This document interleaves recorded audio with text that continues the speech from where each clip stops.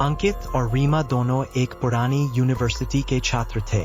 यह यूनिवर्सिटी सदियों पुरानी थी और इसके कैंपस में कई रहस्यमय कहानियां प्रचलित थीं। लेकिन सबसे डरावनी कहानी थी मुख्य भवन के तहखाने की। कहा जाता था कि वहां कभी एक प्रोफेसर रहता था जो काले जादू में लिप्त था। एक रात वह अपने ही प्रयोगों का शिकार हो गया और उसकी आत्मा अब भी तहखाने में भटकती है। अंकित और रीमा दोनों को रहस्यों में बहुत दिलचस्पी थी।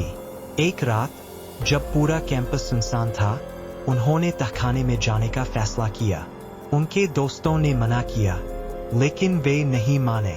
उन्होंने एक टॉर्च और कैमरा लिया और मुख्य भवन की ओर चल पड़े।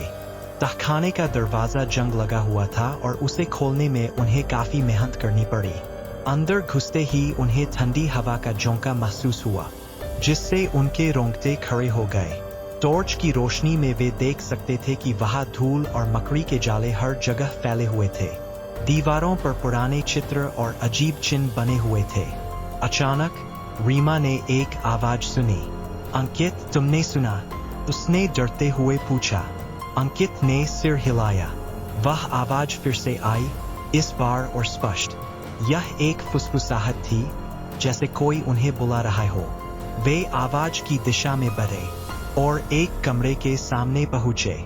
कमरे का दरवाजा बंद था, लेकिन उसके अंदर से हल्की सी रोशनी झांक रही थी। अंकित ने दरवाजा धीरे से खोला।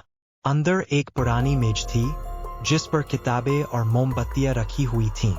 मेज के पीछे एक आईना था, जिसमें उनकी परछाई दिख रही थी। लेकिन जैसे ही उन्होंने आईने को देखा, उनकी परछाइयां अलग तरह से हिलने लगीं। रीमा चिल्लाई, यह क्या है?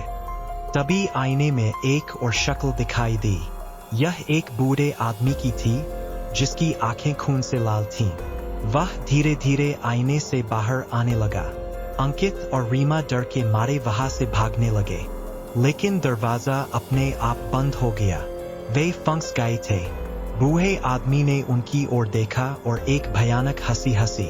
तुमने मेरे स्थान को बेअदब किया है, उसने गर्जना भरी आवाज में कहा। अंकित ने रीमा का हाथ पकड़ा और उसे पीछे खींच लिया। वे दरवाजे की ओर दौड़े, लेकिन वह अभी भी बंद था। तभी रीमा को एक विचार आया। उसने मेज पर रखी एक किताब उठाई और उसे बूढ़े आदमी की ओर फेंक दी। किताब उससे टकराई और वह चीखता हुआ गायब हो गया। दरवाजा अपने आप खुल गया। दोनों बाहर भागे और तहखाने से बाहर आ गए। उन्होंने कभी वापस न जाने की कसम खाई। लेकिन उस रात के बाद वे अक्सर सपने में उस बूढ़े आदमी को देखते थे, जो उन्हें वापस बुलाता था। कहा जाता है कि आज भी तहखाने में उस प्रोफेसर की आत्मा भटकती है और जो भी उसके स्थान को बेअदब करता है, वह उसका शिकार बन जाता है।